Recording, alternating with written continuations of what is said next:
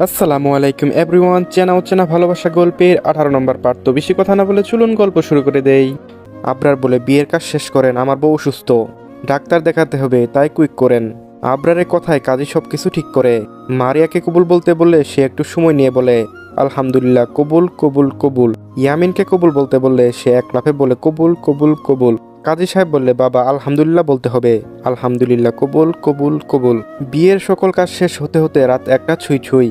গ্রামের রাত একটা মানেই ভয়ঙ্কর নিস্তবতা, কুয়াশা ঢাকা আশপাশ আর মৃদু বাতাসে শীতের প্রকোপ বেশি। শহর থেকে গ্রামে শীত যেন একটু বেশি পড়ে। ঢাকা থেকে আসার সময় শীতের কোনো পোশাক সাথে করে নিয়ে আসেনি আনায়া। গ্রামের এরকম হিমশীতল শরীরে পাতলা কাপড় পরা, সারা শরীর কাটা দিয়ে উঠছে। একটু পর পর রাত বাড়ার সাথে সাথে আনায়ার শরীরে অবস্থা অবনতি হচ্ছে। রাত বেশি হয়ে যায়, মজিদ মিয়া জোর করে রেখে দিয়েছে সবাইকে। গ্রামের শুনশান নিস্তবতা, কাঁচা রাস্তা ঘাট যদি একটু কোনো বিপদ এসে হানা দেয়, সেই হয়ে মজিদ মিয়া তাদেরকে জোর করে রেখে দিয়েছে। বিপদের তো আর হাত পা নেই, যখন তখন হতে পারে। আবরারও কয়েকবার দ্বিমত পোষণ করলেও আনায়ার শরীরের অবস্থা আর বাহিরের ঠান্ডা বাতাস দেখে নীরব রয়েছে। মারিয়াদের 3 রুম বিশিষ্ট টিনের ঘর বসে রয়েছে সবাই, গল্প গুজবে ব্যস্ত। আজকের রাতটা সবাই গল্প করেই কাটিয়ে দেবে ভেবে নিয়েছে। গ্রামের শীত মানে এক অন্যরকম অনুভূতি। চারিদিকে কুকুরের ডাক, শু শব্দ বাতাস বইছে, আর টিনের চালে টিপ টিপ বৃষ্টির শব্দের কুয়াশা যেন এক অন্যরকম অনুভূতি। সচরাচর গ্রামে আসা হয় না কারোর, তাই গ্রামের প্রত্যেকটা মুহূর্ত খুব সুন্দর আর স্মৃতি করে গড়ে তুলতে চাচ্ছে সবাই। রেহানা বেগম তড়িঘড়ি করে ঘরের কোণে থাকা মাটির চুলায় গরম গরম চিতল পিঠা আর তার সাথে শুটকি মাছের ভর্তা তৈরি করছে।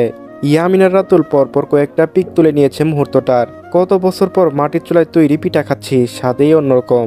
মুখে পিঠা নিয়ে আমজাদ কথাখানা বলে ওঠে, তার সাথে সহমত পোষণ করে সবাই। সকলে একসাথে খুবই আনন্দের সহিত সময় কাটাচ্ছে।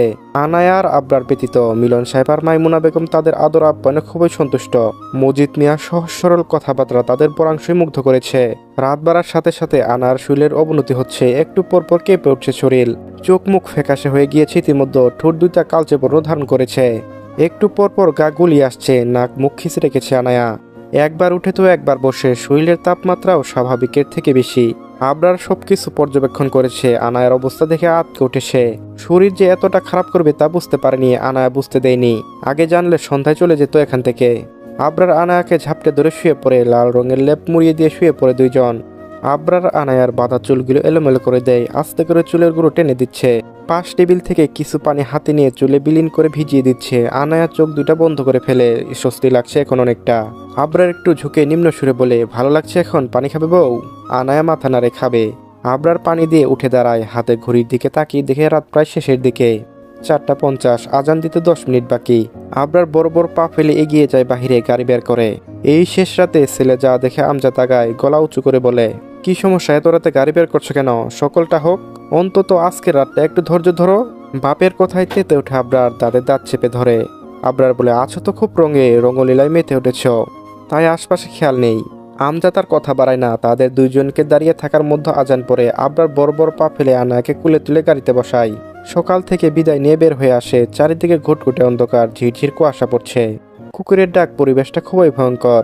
সকাল 10টা, সকলের থেকে বিদায় নিয়ে বের হয়ে আসে সবাই।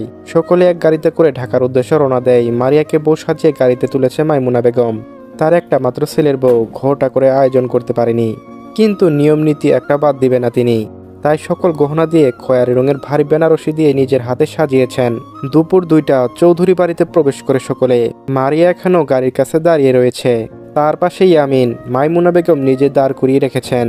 মিষ্টি মুখ আর ধান দুর্বা দিয়ে বউকে বরণ করে তুলবেন ঘরে তিনি, তাই তাড়াতাড়ি করে ডালা সাজাতে চলে গিয়েছেন। তার আশেপাশে আয়শা বেগমও রয়েছেন। দুইজনে একসাথে কিছু সময়ের মধ্যে ডালা সাজিয়ে নিয়ে আসে। মুখে মিষ্টি দিয়ে মাথায় ধার ধুরবা দিয়ে বরণ করেছেন মাইমুনা বেগম। মারিয়া পাশ হয়ে সালাম করতে নিলেই তিনি টেনে বুকে জড়িয়ে ধরেন, গলা উঁচু করে বলে ওঠেন, আমার মা, আমার ঘরের লক্ষ্মীকে কুলে করে ঘরে নিয়ে যাও। মায়ের কথা ইয়ামিন বেজায় বিরক্ত হয়, আমার বউ আমাকে রেখে অন্য কাউকে ডাকছে কেন? মাইমুনা বেগম ভু উঁচু করে মুখ কুঁচকে তাকায়। এত সুন্দর বৌমা এনে দাঁত দেওয়ার জন্য ধন্যবাদ, এখন তুমি আসতে পারো। তোমার কোনো কাজ নেই, তাই তুমি এখন কেউ না। ধুর বা, সব কিছু বিপদ আমার বেলায়, আমার কপালটাই খারাপ। এই বউ চলো তো। মাইমুনা বেগম তেতে ওঠে, পা ভেঙে দেব এক পা নড়লে। এই যে রাতুল এসেছে, বাবা তোমার ভাবিকে কুলে তুলে ঘরে নিয়ে যাও তো। রাতুল ইয়ামিনের দিকে তাকিয়ে দাঁত কিলিয়ে মাথা নিচু করে বিসমিল্লাহ বলে মারিয়াকে কুলে তুলে নিয়ে হাঁটা দেয়। মা গো, কি ভারী এই ডায়রিয়া, কি খাও তুমি? বুট কি, আল্লাহ গো বলেই ফেলে দেয়। মারিয়া কোমরে হাত দিয়ে মুখ কুচকে ফেলে আর্তনাদ করে ওঠে। ইয়ামিন দৌড়ে এসে হাজির হয়। চোয়াল শক্ত করে রাতুলের পানে তাকিয়ে মারিয়াকে কুলে তুলে নিয়ে রুমে যায়। ডাক্তারের চেম্বারে বসে রয়েছে আবরার, চোখে মুখে গম্ভীর ছাপ। তার সামনে বসে রয়েছে ডাক্তার মহসিন, হাতের ভাঁজে পরীক্ষার রিপোর্ট, সেইগুলো খুব মনোযোগ দিয়ে দেখছেন। তার মুখেও চিন্তার ছাপ। আবরার ডাক্তারের দিকে তাকিয়ে চাপা সরে বলে, এভরিথিং ইজ ফাইন। ডাক্তার দীর্ঘশ্বাস ফেলে, শি ইজ প্রেগনেন্ট। আবরারের মুখে আগের নেই, কথাটা শুনে কোনো প্রতিক্রিয়া নাই। ডাক্তার থমথমে মুখে বলে, আপনার ওয়াইফ রক্তশূন্যতায় ভুগছেন। এমন অবস্থায় প্রেগনেন্ট হওয়া মা ও বাচ্চার জন্য রিস্কি আছে। প্রেগনেন্ট অবস্থায় রক্তশূন্যতা দেখা দিলে মায়ের অক্সিজেন কমে যায়, যার ফলে বাচ্চা বুদ্ধি প্রতিবন্ধী হওয়া সহ কম ওজন হয়, এমনকি মৃত্যুর ঝুঁকিও থাকে। আবরার কথাটা শুনে দীর্ঘশ্বাস ফেলে বলল, ডাক্তার, আমার বাচ্চার দরকার নেই, আপনি অ্যাবর্শন করে ফেলেন। আপনার ওয়াইফের রক্তশূন্যতা স্যার, এমন অবস্থায় যদি আপনি অ্যাবর্শন করেন তাতেও সমস্যা। দেখা যাবে পরবর্তীতে একেবারে মা হওয়ার সক্ষমতা হারিয়ে ফেলবে। এর থেকে ভালো আপনি একটু যত্ন দিবেন আর পুষ্টিকর খাবার ফলমূল খাওয়াবেন, বাকিটা আল্লাহর ইচ্ছা। বিকাল 4টা, আবরার আনায়া প্রবেশ করে চৌধুরী বাড়িতে। আনায়ার শরীর এখন অনেকটাই সুস্থ, পরপর 2টা স্যালাইন দিয়েছে, রক্তের আর ভিটামিনের, তাই শরীরে আগের থেকে অনেকটা শক্তি পাচ্ছে। মুখের কোণেও হাসি লেগে আছে। আনায়া আবরারের বুকে মাথা ঠেকিয়ে হেঁটে আসে। আবরার এক হাতে আগলে রেখেছে পিছনের দিক থেকে। দুইজন ড্রয়িং রুমে প্রবেশ করতেই চোখে পড়ে আয়শা বেগমের। আয়শা আর আমজাদ বসেছিল দুইজন। হঠাৎ করে এইভাবে আশায় ভরকে গিয়েছে দুইজন। আয়শা চৌধুরী এস্তোপায় এগিয়ে আসে, উদ্বিগ্ন হয়ে পড়েছেন। ও আনায়, কি হয়েছে মা, শরীর ঠিক আছে তো? আনায়া মাথা তুলে তাকিয়ে মুচকি হেসে বলল, কিছু হয় না আম্মু, ঠিক আছে আমি। আনায়ার জবাবে সন্তুষ্টি হয়নি আয়শা, তিনি আর চোখে ছেলের পানে তাকিয়ে রয়েছে। ততক্ষণে আমজাদ এসে পাশে দাঁড়ায়। দুইজন একসাথে তাকিয়ে রয়েছে ছেলের পানে, যেন অপরাধী শনাক্ত করেছে দুইজন। আবরার দুইজনের দিকে এক পলক তাকিয়ে মুখে মুচকিচো উচ্চারণ করে বলে, এইভাবে তাকানো মানে কি? কি হয়েছে ওর, কি করেছো তুমি? বাবার কথায় চটে যায় আবরার, কিন্তু মুখ ফুটে কিছু বলেনি। গম্ভীর কণ্ঠে বলে, দাদু হচ্ছে তুমি। ওহ, ঠিক হয়ে যাবে, আমজাদ বেখেয়ালিভাবে বলে বসেন। আবরার এই কথাটা মাথায় ঢুকতে কিছু সময় লাগে। কথাটা বুঝতে চোখ দুটো বড় বড় করে ফেলে। আয়শা বেগম হেসে ওঠে, আনায়ার লজ্জায় মাথা নিচু করে রাখে। এত খুশি খবর মিষ্টি ছাড়া এই খবর দেওয়া যাবে না। কথাটা বলে ছেলের দিকে তাকিয়ে আমজাদ বলে, এত সুন্দর একটা খবর, ভালো খবর হাসি মুখেও দিতে পারতে। মুখটা এমন পেঁচার মতো করে রাখো কেন সবসময়? জন্মের পরে মধু না দিয়ে করলার রস দিয়েছ, তাই মিষ্টি কথা বের হয় না। আমজাদ চৌধুরী আর কথা বাড়ায় না। এই ছেলের সাথে কথা বলা বৃথা, কোনো কিছু ঠিকঠাক উত্তর কখনো দিবে না। তিনি ওয়াফিকে ডাকতে ডাকতে বেরিয়ে যায়। মিষ্টি আনার উদ্দেশ্য। আয়শা বেগম রান্নাঘরের দিকে পা বাড়ায়, সকলের জন্য বিকেলে নাস্তা তৈরি করবেন।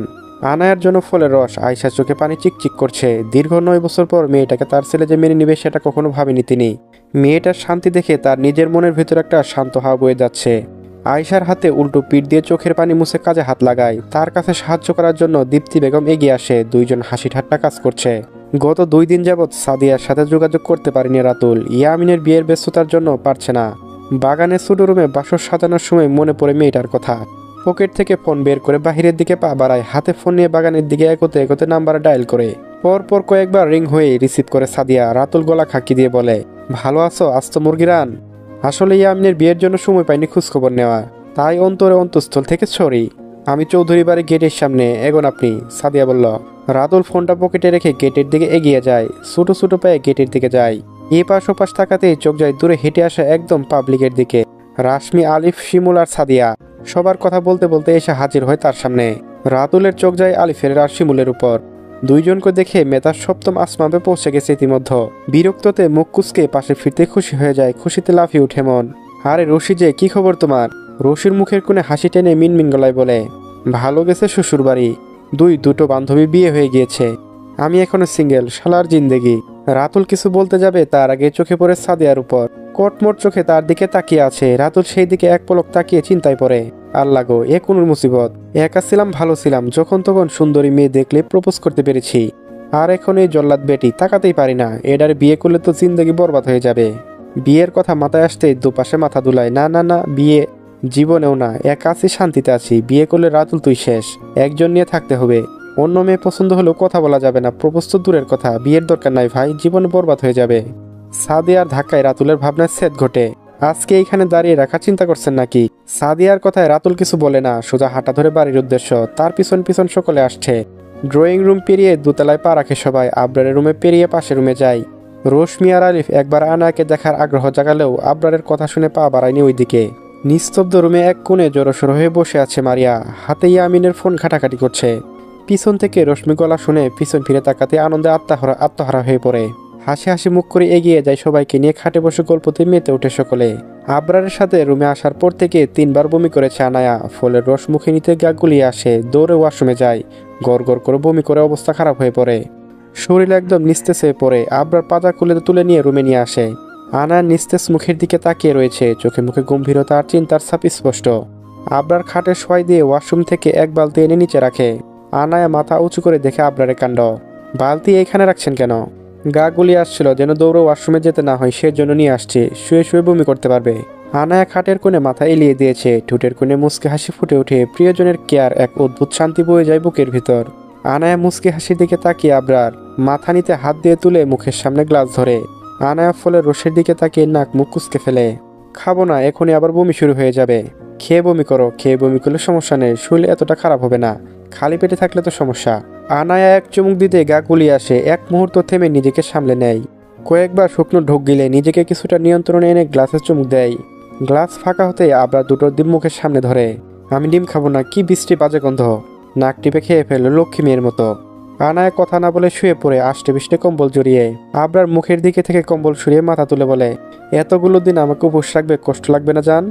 আনায়া ফেল ফেল করে তাকিয়ে থাকে কিছুক্ষণ, বলার মতো কিছু খুঁজে পাচ্ছে না এই মুহূর্তে। কিছুক্ষণ চুপ থেকে রয়। আবরার সেই সুযোগে হাতের ডিমটা মুখে পুরে দেয়। আনায়া নাক মুখ কুচকেল চিবাতে শুরু করে। পরপর কয়েকবার চিবিয়ে পাশ থেকে টক টক করে পানি খায়। বাগানের ছোট রুমের দরজার সামনে বড় বড় লেখা বাসর ঘর। তার ঠিক সামনের চেয়ারে পেতে বসে আছে রাতুল। তার আশেপাশে দাঁড়িয়ে রয়েছে গ্যাং, সাদিয়া, রাশমি, আলিফ, শিমুল ও আফি। রুমের দরজায় বড় একটা চাইনিজ তালা ঝুলছে। ইয়ামিন হুড়মুড়ে রুমে প্রবেশ করতে নিলে চোখ যায় রাতুলের দিকে। ইয়ামিন বলে, তোরা এখানে কেন? রাতুল দাঁত কিলিয়ে বসে রয়েছে, তার পাশে রশ্মি। টাকার জন্য 70,000 দে, তালা খুলে দেই। আমার বউয়ের কাছে আমি যাব, তোদের টাকা দেবো কেন? রাশমি বলে, টাকা না দিলে ওইখানে ঘুমিয়ে পড়েন ভাইয়া। রেশমির কথা ইয়ামিন আর কিছু বলেনি, মুখ কুচকে পকেট থেকে একটা 1 লাখ টাকার বান্ডিল বের করে দেয়। রাতুল হাত বাড়িয়ে টাকা নিয়ে তালা খুলতে ইশারা করে। ইয়ামিন হুড়মুড়ে প্রবেশ করে রুমে। রাতুল দরজায় কান পেতে দাঁড়িয়ে রয়েছে। বাকিরা দলে যেতে নিলেই বাধা সাধে রাতুল। আসল মজা দেখছে যা গাথার দল। অন্ধকার রুমে নীল ডিম লাইট জ্বলছে। খাটের মাঝখানে লাল রঙের শাড়ি পরে বসে রয়েছে মারিয়া, মাথায় বড় ঘুমটা। ইয়ামিন দৃঢ় পায়ে এগিয়ে যায়, এক পা করে এগোচ্ছে আর বুকের ধুকবুক বেরিয়ে চলেছে। ইয়ামিন ছোটো ছোটো পায়ে খাটের কোণে মারিয়ার সামনে বসে। বুকের ভেতরে অস্থিরতা বাড়ছে, কাপা কাপা হাতে ওড়না ধরতেই বিকট শব্দ খাট ভেঙে নিচে পড়ে। মারিয়ার ওড়না টান পড়তেই ঝুঁকে পড়ে। খাট ভাঙার শব্দ, বাহির থেকে শব্দ করে হেসে ওঠে সবাই, রাতুল সহ। ইয়ামিন বড় বড় পা ফেলে এগিয়ে গিয়ে দরজা খুলতেই রাতুল বলে ওঠে, আমার বন্ধুর পাওয়ার আছে বলতে হবে, শুরুতেই খাট ভেঙে গেল, শেষে কি হবে আল্লাহ জানে। ইয়ামিন বলে, ভালো কবে হবি? রাতুল বলে, কাল। ইয়ামিন কান টেনে ধরে। রাতুল দূরে চেঁচিয়ে ওঠে। তাদের এমন চিৎকারে চেঁচামেচিতে আবার বড় বড় পা ফেলে নিচে এগিয়ে আসে, ধমকে উঠে বলে, বাদরের দল, মানুষ হবি না তোরা? তোদের মা যে অসুস্থ সেটা জানিস না? এরকম ছোটদের মতো এখনো চেঁচামেচি করছিস? আর একবার যদি আমার কানে শব্দ যায় তাহলে বরফের পানিতে চুবাবো। নিজের মতো কথা শেষ করে আবার এগিয়ে যায় আবরার। আশেপাশে সাদিয়া ছাড়া আর কেউ নাই, সবাই আবরারের ধমকে চলে গিয়েছে। ইয়ামিনও দরজা লাগিয়ে দিয়েছে। রাতুল নিচে বসে পড়ে, পাশে সাদিয়াকে বসাই। ওরা কি করছে গো এখন? রাতুল বলল, লুডো খেলছে। সাথে সাথে রাতুল পকেট থেকে মোবাইল বের করে লুডো বের করে খেলতে শুরু করে। কাক ডাকা ভোর আর কুয়াশা, টিপ টিপ শব্দ, তার সাথে শীতল বাতাস নিয়ে সকালের আবির্ভাব। চারিদিক থেকে ভেসে আসছে কাকের ডাক আর পাখির কিচিরমিচির, তার সাথে গাছ থেকে পড়া কুয়াশা, টিপ টিপ শব্দ। ভোরের আলো এখনো ফুটেনি, বাহিরে আবছা আলো। এই অন্ধকার ভোরে আবরার আর আনায়া বের হয়েছে হাঁটার উদ্দেশ্য। সকালের মর্নিং ওয়াক স্বাস্থ্যের জন্য ভালো হলেও এই মুহূর্তে আনায়ার শরীরটা সায় দিচ্ছে না। মনের জোরে এসেছে, আবরার হাজারবার না করলেও সে শুনেনি, জোর করে নিয়ে বের হয়েছে। বাসায় দরজা পেরোতেই শিশির ভেজা ঘাসে পা রাখতে শরীর কাটা দিয়ে ওঠে আনায়ার। আবরার সেই দিকে তাকিয়ে মুখ দিয়ে চ শব্দ করে। আনায়া আবরারের গম্ভীর মুখের দিকে তাকিয়ে ফিক করে হেসে তার শরীর দেখতে ইশারা করে। পা থেকে মাথা পর্যন্ত সম্পূর্ণ প্যাকেট করে দিয়েছে আবরার। পা থেকে মাথা পর্যন্ত সম্পূর্ণ প্যাকেট করে দিয়েছে আবরার। হাতে পায়ে মোছা, মাথার কান ঢাকা টুপি, গায়ে উলের মোটা গেঞ্জি, তার উপর লম্বা চাদর দিয়ে সারা গা মুড়িয়ে দিয়েছে আবরার। আনা ফিক করে হেসে বলে, শরীরের পানি পড়লেও ঠান্ডা লাগে না, একদম প্যাকেটের ভিতর আছি। তার কথার পৃষ্ঠায় আবরার কিছু বলেনি, হাত ধরে বাহিরে এগিয়ে যায়। চারিদিকে অনেকটা আলো ছড়িয়েছে শোবে। দুই দম্পতি এই আবছা আলোয় হেঁটে যাচ্ছে নিস্তব্ধ নির্জন রাস্তা নিয়ে। চারপাশে ঘন কুয়াশায় ঢাকা। শীতের সকালে প্রিয় মানুষের হাত ধরে হাঁটা অন্য রকমের অনুভূতি। কুয়াশায় ঢাকা পড়া রাস্তা, ঠান্ডা বাতাস আর প্রিয় মানুষের উষ্ণ হাতের স্পর্শ, সব মিলিয়ে এক মিষ্টি অনুভূতি। মনে হয় যেন পৃথিবীর সব সুখ এই মুহূর্তে কাছে এসে ধরা দিয়েছে। শিশির ভেজা ঘাসের উপর দিয়ে হাঁটতে হাঁটতে প্রিয় মানুষের সাথে কথা বলা, হাসি ঠাট্টা করা, এই সব কিছু একটা অন্যরকম মজা। এই মুহূর্তগুলো মনে থাকে চিরকাল, আর মনে করিয়ে দেয় জীবনের সেই সুন্দর সময়গুলোর কথা। হাঁটাহাঁটি করতে করতে প্রায় বেশ অনেকটা সময় চলে যায়। আনায়া প্রায় ক্লান্ত হয়ে পড়েছে, তাও সে এত তাড়াতাড়ি বাড়ি যাবে না। আরো কিছু সময় হাঁটতে চায়। আবরার ধমক দিতে গিয়েও থেমে গিয়েছে। গলার স্বর কিছুটা নরম করে বলে, আজ ইয়ামিনের রিসিপশন, বাড়ির লোক আসবে, আমাদের তাড়াতাড়ি ফিরতে হবে যান। আনায় আর কথা বাড়ায় না, দুইজনে টং দোকান থেকে চা খেয়ে বাড়ির উদ্দেশ্যে রওনা দেয়। সকাল 9টা, ঘরের জানলা ভেদ করে সোনালি সূর্যের আলো আশ্রে পড়ছে মারিয়ার মুখে। রোদের তীক্ষ্ণ আলো মুখে পড়তেই পিট করে চোখ খুলে মারিয়া। শরীরের ওপর ভারী কিছু অনুভব করতেই চোখ পরে উপরে মুখে গুজে থাকা ইয়ামিনের দিকে। ইয়ামিনের গরম নিঃশ্বাস আশ্রে পড়ছে গলায়। মারিয়া পরপর কয়েকবার ঠেলে এক সাইডে সরি পা বাড়া ওয়াশরুমের দিকে। মারিয়ার ধাক্কায় ঘুম ভেঙে যায় ইয়ামিনের। ঘুম চোখে শার্ট শরীরে জড়িয়ে দৃঢ় পায়ে দুলতে এগিয়ে আসে দরজার দিকে। দরজা খুলতেই ধাপ করে কিছু পড়ার শব্দ ভয় পেয়ে বুকটা কয়েকবার থুতু দেয় ইয়ামিন। চোখ দুইটা খোলা সামনে তাকাতে চোখ যায় রাতুলের দিকে। তুই কাল সারা রাত এখানে বসেছিলি? রাতুল দাঁত কেলিয়ে টান হয়ে দাঁড়িয়ে পড়ে। ছিলাম। আম্মা কই? ডাক দে তো দেখি বেচারিকে। ইয়ামিন ভোকুসকে তাকে কিছু সময় নীরব থেকে বলে, তোর মা উপরে দোতলায়। আরে ইয়ার, আমার 2 নম্বর আম্মার কথা বলছি বা। মারিয়া আমার 2 নম্বর আম্মা, আর তুই আজ থেকে 2 নম্বর আব্বা। যে বন্ধু বিয়ে করবে সেই আমার আব্বা। ইয়ামিন দাঁত কিরমিরিয়ে তাকায়। এই কথা মারিয়া শুনলে কেঁদে এক করে ফেলবে সব। ইয়ামিন আকুতি ভরা কণ্ঠে বলে, না আল্লাহর দোহাই লাগে, আমার আব্বা ডাক সমস্যা নাই, কিন্তু মারিয়াকে আম্মা ডাকিস না, বেচারি কেঁদে ফেলবে। রাতুল চোখের উপরে অংশ চুলকে সামনে ইয়ামিনের পা থেকে মাথা পর্যন্ত চোখ বুলাই। ব্যাঙ্গার দক সরে বলে ওঠে, বইয়ের দেওয়া চিহ্ন নিয়ে ঘুরছিস? গোসল করিসনি নাকি আমাদের দেখানোর জন্য রেখে দিয়েছিস? ইয়ামিন চোখ দুইটা বড় করে ফেলে যেন গোসলের কথা বলে বড় সড়ো অন্যায় করে ফেলেছে রাতুল। সে টেনে ছন্দ আকারে বলে, গোসল আর না, শীত আমার লাগে, তোমার না। শালা, এই জন্য বলি, কিরে ইঁদুর পচা গন্ধ কই? সিহ ওয়াক্থু। রাতুল বমি করার ভান করে চলে যেতে নিলেই পিছু থেকে ইয়ামিন ডেকে ওঠে। রাতুলের এমন বমির ভাব তার আত্মসম্মানে লেগেছে খুব, তাই পিছন থেকে ডেকে ওঠে, কি? মায়ের পেটে 9 মাস গোসল ছাড়া ছিলি, ওই সময় ঘেন্না লাগেনি? 9 মাস গোসল ছাড়া থাকতে পারলে একদিন গোসল না করলে কোনো মহাভারত অশুদ্ধ হয়ে যাবে না। ইয়ামিনের এমন যুক্তি শুনে রাতুল ফুস করে শ্বাস টেনে বলে, আলা আবা, বইয়ের সাথে ইটিস ফিটিস করে গোসল করে না, আইসে উল্টো পাল্টা যুক্তি মারাইতে। আম্মা মারিয়া, তোমার কপাল পড়ছে গো, এমন কাচ্ছ জামাই পেয়েছ। রাতুল নাক ছিটকে বের হয়ে গেল। আজ মারিয়ার ইয়ামিনের রিসেপশন। পারিবারিকভাবে একটা আয়োজন ব্যবস্থা করেছে আবরার। গ্রাম থেকে মারিয়ার বাবা মা আসবে আজকে। অনুষ্ঠানের জন্য মাইমুনা বেগম আর মিলন সাহেবকেও যেতে দেয়নি আবরার। বাগানের দক্ষিণ দিকে সুন্দর করে সাজিয়েছে, তার ভিতরে খাবার দাবারের ব্যবস্থা করেছে। আশেপাশে নানান রকমের ফুল আর বিভিন্ন রকমের রঙিন লাইন দিয়ে সাজিয়েছে সুন্দর করে। দুপুর 12টার ভেতর সকল আয়োজন শেষ করেছে আবরার। সাথে রাতুল, ইয়ামিন, ওয়াফিও ছিল। আবরার থাকায় রাতুল তেমন বাদরামি করতে পারেনি। বাদরামি করার একটা সুযোগ খুঁজতেছে। আনায়া কোমরে হাত দিয়ে নিচে বাগানের দিকে এগিয়ে আসে। সাথে আয়েশা বেগম আর মাহমুদা বেগম 3 জন কথা বলতে এগিয়ে আসে। আয়েশা বেগম তড়িঘড়ি করে ছেলের নিকট এগিয়ে যায়। মারিয়ার মা বাবা ওনারা ঢাকা চলে এসেছে, কাউকে পাঠানো হয়তো তুই এগো। আয়েশা বেগমের কথা শেষ করতে পারেনি, তার আগে রাতুল রাফি উঠে, দাদু আমি যাব আমি। আয়েশা বেগম কিছু বলেনি, আবরারও ইশারা করে যেতে। রাতুল বড় পা ফেলে নাচতে বের হয়ে যায়। আবরার হাতের কাজ রেখে এগিয়ে আসে আনায়ের নিকট। নিচে আসাটাকে খুব বেশি দরকার ছিল? আনায় মাথা নিচু করে মিনমিন গলায় বলে, রুমে একা লাগে, বোরিং লাগে খুব। আবরার ভোক উসকে তাকায়, তোমার সব বান্ধবীদের রেখে এসেছি তো, সকল মানুষের ভিড়েও আপনাকে ছাড়া একা লাগে আমার। আবরার ইয়ামিনের উপরে খাবারের দায়িত্ব দিয়ে আনায়ার কাজ জড়িয়ে ধরে উপরের দিকে এগিয়ে যায়। মেহমান চলে আসলে আবরার ব্যস্ত হয়ে পড়বে, তাই এই সুযোগটা দুজনে একা কাটাবে। তার সাথে আনাকে খাওয়াতে হবে। মেয়েটা কিছু খায় না, সকাল থেকে এখন পর্যন্ত 1 গ্লাস দুধ আর 1 কাপ চাও খেয়ে রয়েছে। আবরার সিঁড়ি দিয়ে উঠতে আয়েশা বেগমকে খাবার পাঠাতে বলে। আবরার রুমের দিকে পা বাড়ায় সাদিয়া, রশ্মি ও আজিহা। সবাই বেরিয়ে যায়। উদ্দেশ্য মারিয়ার রুম, মেয়েটাকে সাজাতে হবে। আবরার আনায়াকে খাটের কোণে বসিয়ে পায়ের কাছে বসে পড়ে। মুখ ঝুঁকে পরপর কয়েকটা চুমু বসায় পেটে। আনায়া মুচকে হেসে উঠে পরম আবেশে। চোখ বেয়ে 2 ফোঁটা পানি পড়াতেই আবরার উঠে দাঁড়ায়। ললাটে গম্ভীর চুম্বনেকে চোখের পানি মুছে মাথা চেপে ধরে বুকে, তোমার চোখের পানি সহ্য করতে পারি না আমি। আমার জন্য অনেক অপচয় করেছো এই অমূল্য সম্পদ। প্লিজ পাখি, আর কান্না করো না, নয়তো আমি শেষ হয়ে যাব। আনায়া আবরারের কথায় ফুপিয়ে ওঠে। আবরার চোখে চুমু খেয়ে বেরিয়ে আসে। খাবারের প্লেট হাতে নিয়ে রুমে প্রবেশ করে। আনায়া খাবার দেখে নাক মুখ কুচকে ফেলে। আনায়া বলে, খাবো না আমি, প্লিজ জোর করবেন না, নয়তো সকল যা খেয়েছে সব বেরিয়ে আসবে। আবরার হাতের ইশারায় বয়াম দেখায়, খেয়ে এই বয়াম থেকে কিছু আচার খেয়ে নিও, তাহলে ঠিক হয়ে যাবে। আর যখন গা গুলিয়ে আসবে তখন আচার পুরে নিল মুখে। আনায়া আর কিছু বলে না, খাবার খাওয়া অনীহা প্রকাশ করলো। আবরার জোর করে খাওয়াবে, তাই চুপ করে বসে আবরারের হাতে খেয়ে যাচ্ছে। মহাখালী বাস স্ট্যান্ডে দাঁড়িয়ে রয়েছে মুজিদ মিয়া আর রেহানা বেগম। জীবনে প্রথমবার ঢাকা শহরে আসা তাদের।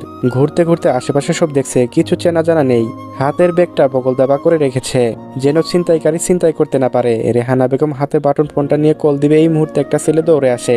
আরে নানু, কেমন আছো? সরি অনেকক্ষণ অপেক্ষা করানোর জন্য। মজিদ মিয়া হতবাক হয়ে তাকিয়ে রয়েছে। এই দামরা ছেলে তাকে নানা বলছে কেন? বিয়ের দিন তো এই ছেলে চাচা করেছে, তাহলে হঠাৎ সুর পরিবর্তন হওয়ার কারণটা খুঁজে পাচ্ছে না মজিদ মিয়া। কি বাপ, নানাকে ডাক, কারে নানা ডাকবার লাগছ? রাতুল বলে, কেডা আবার তুমি? মজিদ মিয়া আর রেহানা বেগমের মাথা ঘুরছে এই ছেলের কথা শুনে। রাতুল তাদের অবস্থা বুঝে গাড়িতে তুলে, নয়তো যখন তখন জ্ঞান হারাতে পারে এই লোক। যেখানে বলিষ্ঠ দেহের মানুষ তার কথায় জ্ঞান হারিয়ে ফেলে, এখন তো মজিদ মিয়া। রাতুল মনে মনে নিজেকে কয়েকবার বাহবা দিয়েছে এই প্রতিভার জন্য। সুযোগ পেলে একটা ট্রেনিং সেন্টার খোলার চেষ্টা করবে, যেন ফ্রিতে মানুষকে বোকা বাঁধতে পারে।